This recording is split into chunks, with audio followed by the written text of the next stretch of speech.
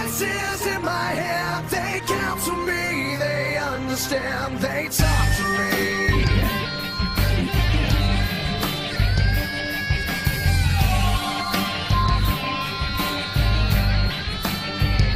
You got your rules and your religion, all designed to keep you safe. Mr. Viper 4567 here with another edition of Random Pay-Per-View Reviews. This is going to be Wrestlemania 24. So yeah, one of my favorite WrestleManias, my top 3 of all time. Obviously one being 17. I did like WrestleMania 19 and this is 24. So they're my 3 favorite WrestleManias of all time. This is definitely up there of one of the great WrestleManias in my opinion. A lot of people might say it's probably one of the best WrestleManias since. Like WrestleMania 30 was good. It's probably this 30 probably be the best of the reality era without a shadow of a doubt. This was probably one of the better WrestleMania, definitely in the top 5 of all time. Like from start, like take out maybe 1 or 2 matches, like everything rolled very well. Like the opener was good, the ladder match was excellent.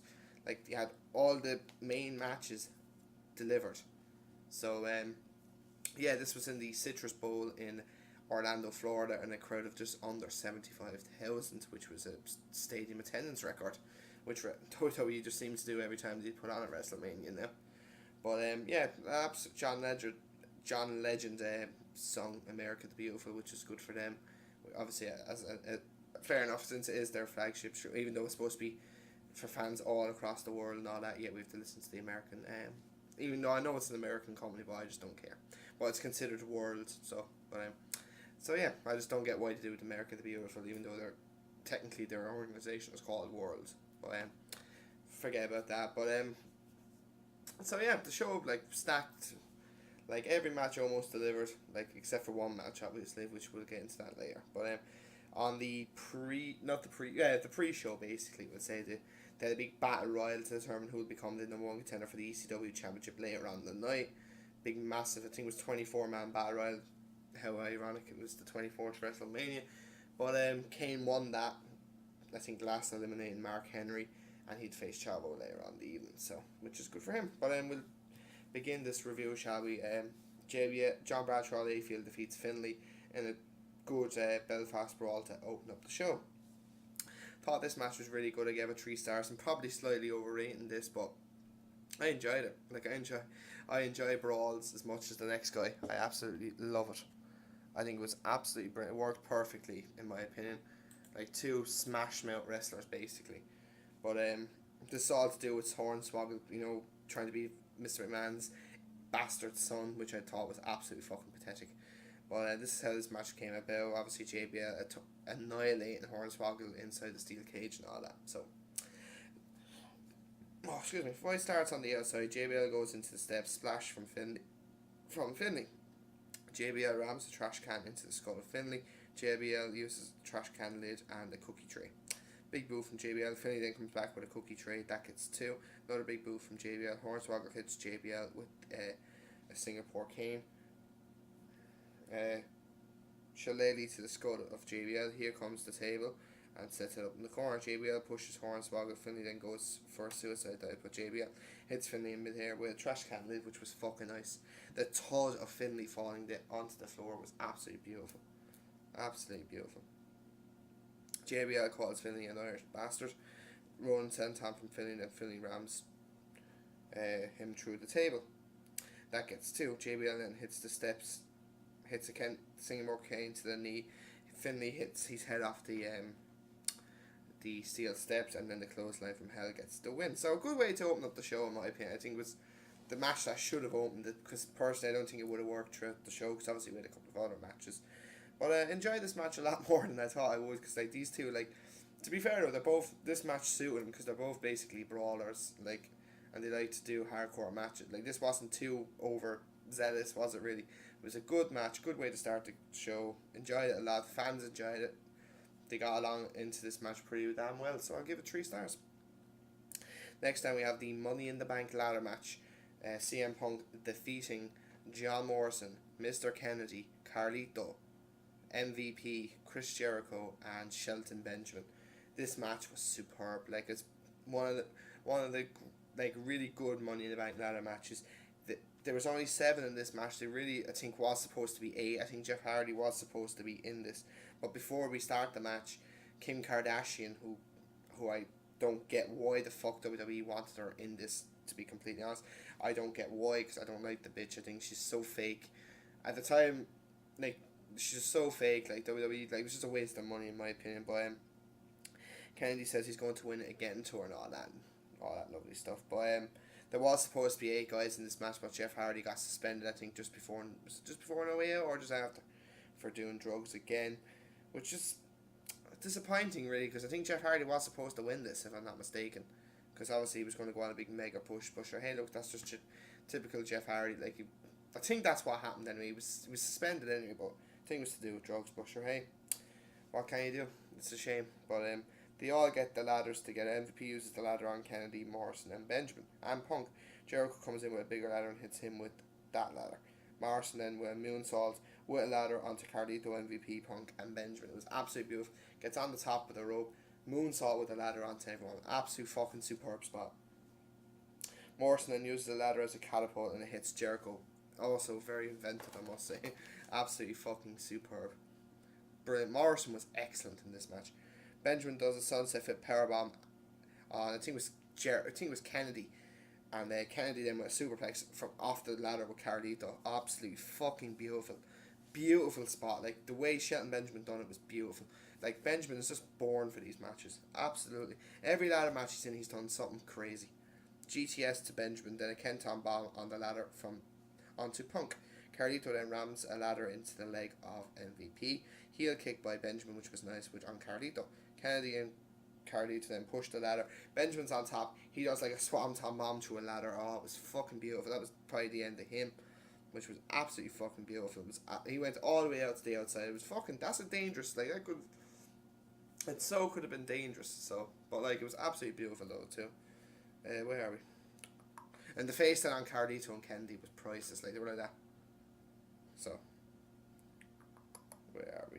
MVP pushes the ladder, and then Jericho and Carlito and Kennedy go off it and hang themselves on the ropes. Jericho then with the walls on the ladder with Morrison. Carlito then with a backstabber from the ladder, which was fucking beautiful. MVP, nobody was there basically, so MVP looks like he's going to win. Matt Hardy then comes through the crowd, comes back obviously after being attacked by MVP just before the Survivor Series, and with a twist of fate off the ladder.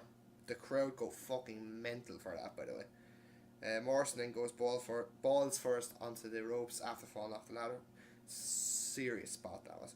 Carlito spits an apple into the face of Jericho. Kennedy pushes Carlito into a ladder. Punk hits Kennedy with a ladder, just like what Kennedy did at the previous WrestleMania. Code breaker with the ladder on Punk. I should say. Punk then hangs the leg off Jericho, kind of hungs it into the ladder, and that's how Punk gets the briefcase for the win. So yeah, this is what Money in the Bank is all about. High, fast pace, spots, lots of hard hitting ladder shots. Perfect match, great match, 4 stars, no problem.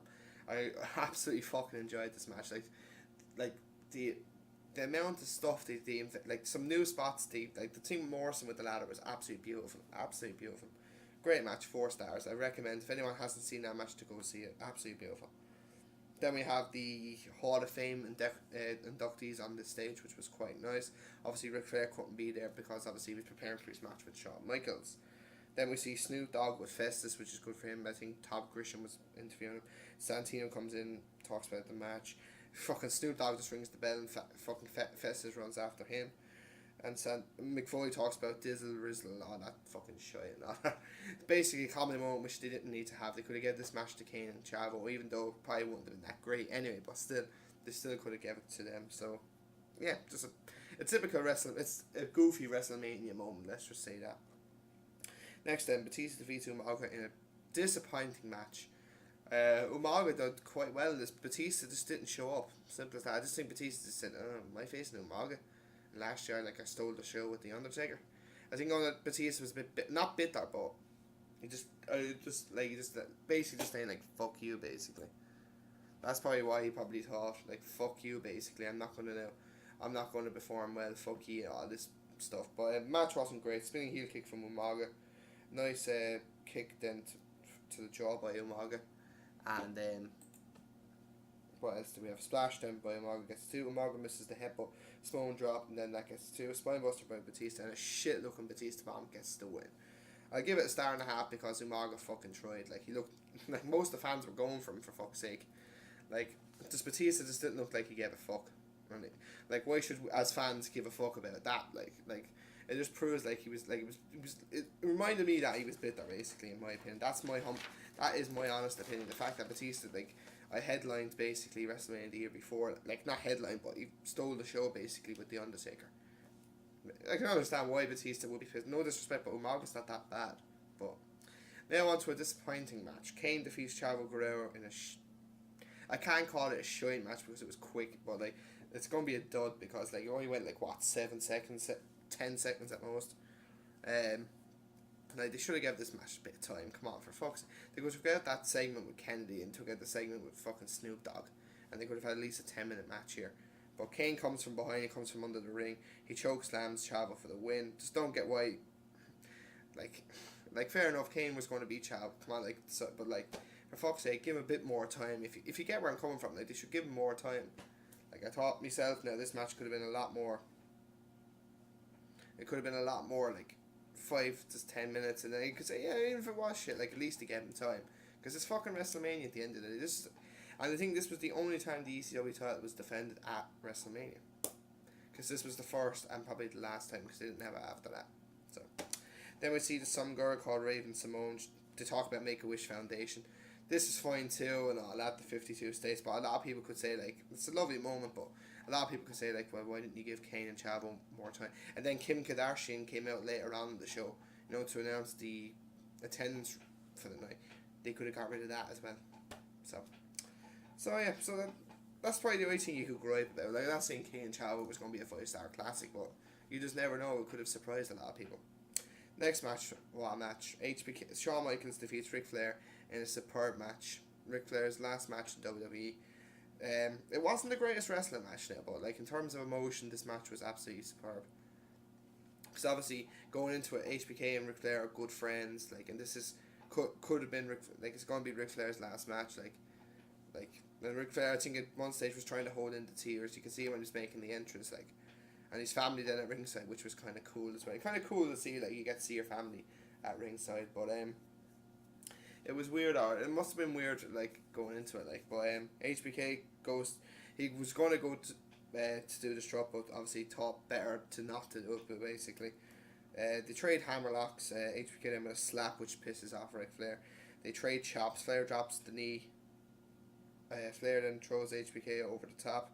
Crossbody gets 2 for Flair, which he gets off the top. The crowd go fucking mental for that. HBK tried to do that, but that didn't work. Baseball slide by HBK. HBK does a moonsault, but misses and goes through the Raw announce table. Back suplex from Flair gets 2. Double arm suplex gets 2 for Flair, which was fucking gorgeous. Double hooked. Yeah, it was a double hook suplex. Yeah, double arm suplex. Oh, fucking lovely. But one sec. Right, there we go. There we go. Double arm suplex. Standing vertical suplex from Flair, which was fucking beautiful. Gets 2. Swinging neck break from HBK. HBK then backdrops Flair onto the outside. HBK then with a moonsault onto Flair on the outside. That worked this time. Where are we? HBK then with a forearm and then a diving elbow. HBK then goes to tune up the band. HBK then could not go for the super quick, so Ric Flair just says, fuck you, I'm going for the figure 4. HBK then gets to the top rope, chop block from Flair. Insiguri gets 2 for HBK. Figure 4 again. HBK then gets to the ropes. Finally, HBK then hits the switching music. That gets 2. Like, we all, like, at that stage, like, you just think, oh fuck, it's over. Flair then goes low, which the referee didn't see. That gets 2. Figure 4 then by HBK, but Flair eventually gets to the ropes. So then Flair then with a roll up for 2. Switching music again, but nothing happens after that. So kind of Shawn Michaels goes over to the corner, and he goes and basically gets it. Like, he looks like he's about to cry and all that. Like, it's just one of those moments where, like, you feel sorry for the poor guy. And he looks up to Flair, and Ric Flair's like, come on. And Shawn Michaels looks at him and says, I'm sorry, I love you. Switching music, goes to the cover, and then gets the 1, 2, 3.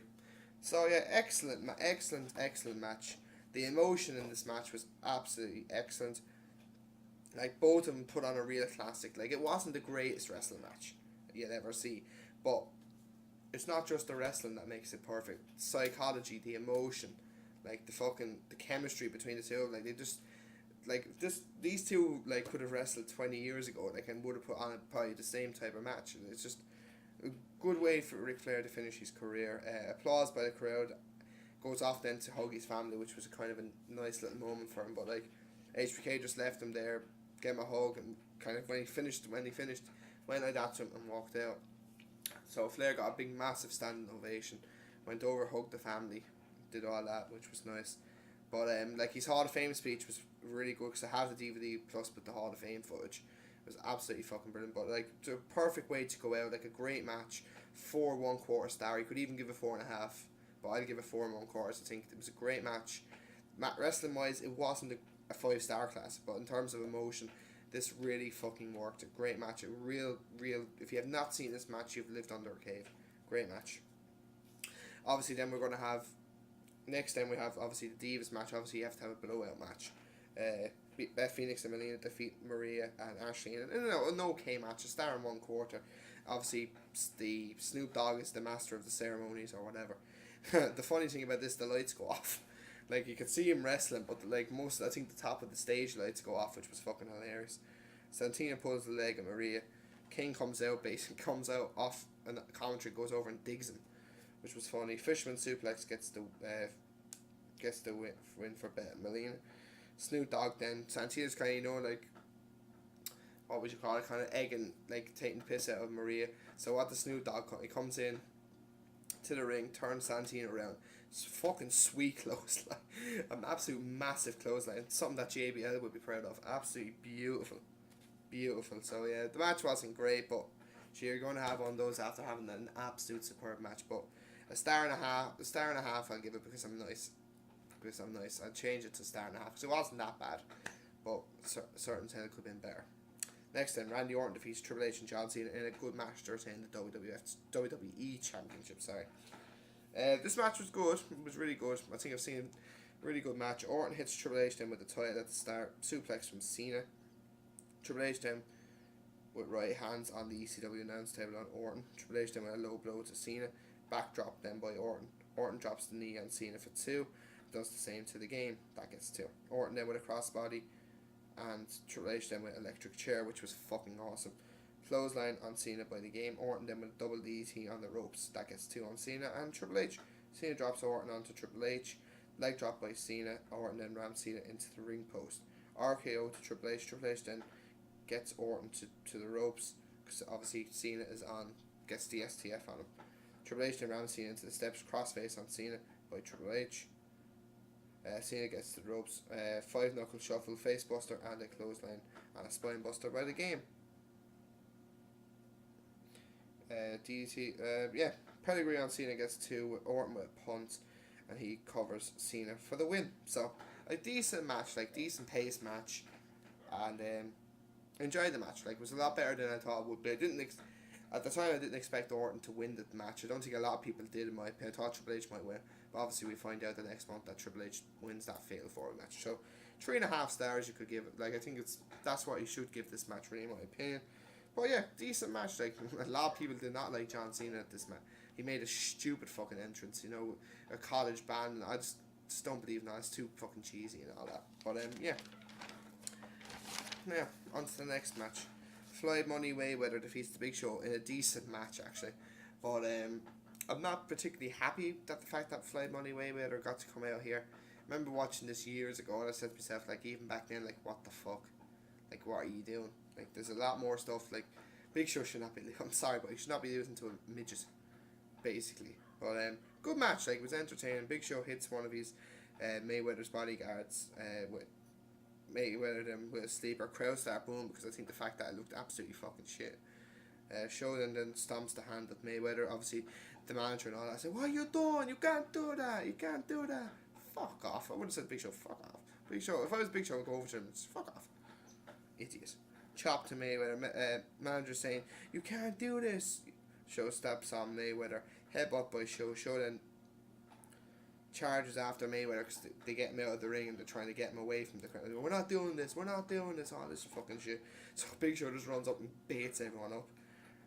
KO punch to one of the bodyguards, chair to the back from one of them, then he chokeslams the other bodyguard, chair to the gut and the back, and then the skull, and a low blow from Mayweather. Then he gets the brass knucks off one of the bodyguards that has a chain with the brass knucks, hits him in the skull, and then that gets the knockout win. So yeah, it was an okay match. I don't think it was a lot better than it probably ever was going to be. I'd give it a 2 1/4 star. I thought it was an interesting match. Like, it was good. Like, it was a lot better than I think a lot of people were going to make it out to be. But like, I still don't think he came out and money came around from to the crowd and all that. I still don't think he should have been a part of the show, really, because it's never like, I think the guy's an absolute prick. Like, he's a woman beater. Like, WWE just really drop the ball with boxers, don't they? Like, Mike Tyson bit a fella's ear off, raped a woman, and yet they still brought him into the WWF.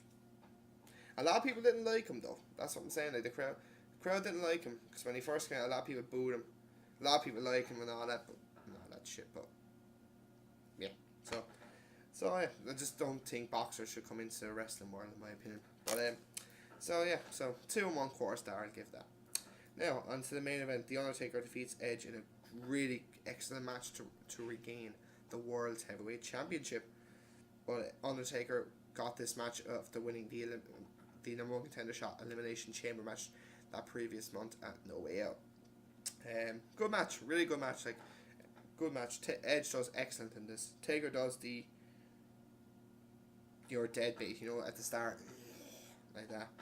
Clothesline by the dead man. Taker then hangs Edge on the ropes. Flying clothesline by Taker gets 2. Edge counters old school and sends Taker into the barrier. Then a baseball slide by Edge. Neckbreaker then by Edge on the ropes. Spear in the corner. And then a dropkick. Taker then throws Edge out onto the floor. Taker then does his usual Wrestlemania flying plancher of doom, basically. Absolutely beautiful plancher, though, I must say. I'm glad he does it for Wrestlemania because it was fucking brilliant. Taker drops the leg drop on the apron. Boot then by Edge. That gets 2. Edge then with a back suplex onto the barrier, which that sends Undertaker into the fucking crowd. Fucking brilliant. Well, you can say at least you had someone sitting on your lap nearly. Half Boston Crab by Edge, but Taker gets out of that. Then they both trade then right hands. Snake Eyes by Taker, but Edge then with a heel kick, which was nice, for 2. Impaler DDT gets 2 for Edge. Taker then goes for chokeslam. Attempts to go for chokeslams many times, but eventually gets it, but can only find a 2 count. Edge then counters old school yet again, drops Taker on his balls, which was nice. They're on the top rope basically with a sweet superplex by Edge, covers him for 2. Edge then Taker goes for the last ride, but Edge with a neckbreaker for 2. Undertaker finally gets the last ride, but it can only find a 2 count. Then the Edge-O-Matic gets 2. Taker finally gets old school after 3-4 occasions now. Fucking brilliant. Taker then with a big boot. Taker goes for a big boot. Edge ducks, bumps the ref. So that's great. So Edge then goes low on him. So Edge, being the bastard that he is, goes out, pushes a cameraman, gets his camera, and then goes into the ring and hits Taker in the skull with it. Edge then goes for a tombstone, but Taker obviously counts it himself into a tombstone piledriver. You see fucking Charles Robinson sprinting down, fucking sprinting. The guy has never probably ran so fast in his life. Comes in, that only gets 2. Taker's face is fucking priceless. He's saying, where the fuck are you? But to be fair now, Charles Robinson sprinted from the top. The stage to the ring is at least a minute run. It's a long stage run, basically. Edge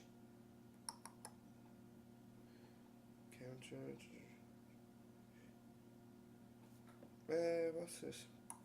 So the Edge heads come down. Taker then chokeslams Hawks onto a rider. Spear to Taker, that gets 2. Spear again, but Taker counters into Hell's Gate. And obviously Edge is trying his best to get out of it, but can't, so he taps out. And that gets the win. So what a match, what a way to end. And what a way to end what has been an amazing show. One of probably the best WrestleManias of all time, in my opinion. Definitely in the top 5, probably top 3 even, if I go that far. Top 3, definitely top 5, but could debate top 3. So so great match, 4 3/4 stars, sorry. great match, great way to end the show. And Undertaker obviously is your new World Heavyweight Champion. Like, this was only their second match, their first full match together. Like, you think 2008 they dominated. Like, you obviously had this match at Backlash, Judgment Day, not Night of Champions, fucking One Night Stand, and then SummerSlam. So like, they dominated 2008. But overall, a fantastic show. Like, it was one of about 2 or 3 matches that weren't the greatest. Like, obviously Kane Chavo, the Divas match, and obviously Batista Umaga. If Batista showed up, this match could have been 3 stars, and there could have been you could even debate this could be nearly better than 17. You could, because if Batista Umaga was better, and if Kane and Chavo was, say, and if even with the Divas match was a little bit better, you don't know about that. Like, that could have like, fair enough, WrestleMania 17 was totally different. Like, there was, to be honest, this pay-per-view was excellent, but yet had no blood. You think of WrestleMania 17, there was a lot of blood in it.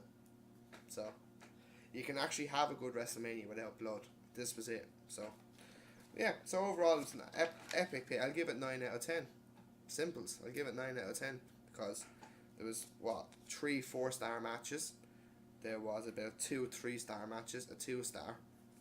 2-star, was there? Or was there a 2-star? Yeah, there was a 2 and 1/4 star. Yeah, so, like, there you go. So I give this 9 out of 10, no problem at all. And great pay-per-view. I enjoyed every minute of it. And yeah, so that's my review done. Probably one of the longest videos I've done for WrestleMania, in my opinion. But definitely one of the longer videos. But I'll be back next week with another edition of Random Pay-Per-View. I'm going to see which one I'm going to do. I'll probably find out maybe tomorrow, Thursday. I'll decide tomorrow or Thursday to decide which one I'm going to do. So, enjoy the rest of your week, guys, and I will talk to you on tomorrow for Raw. So, take it easy, guys.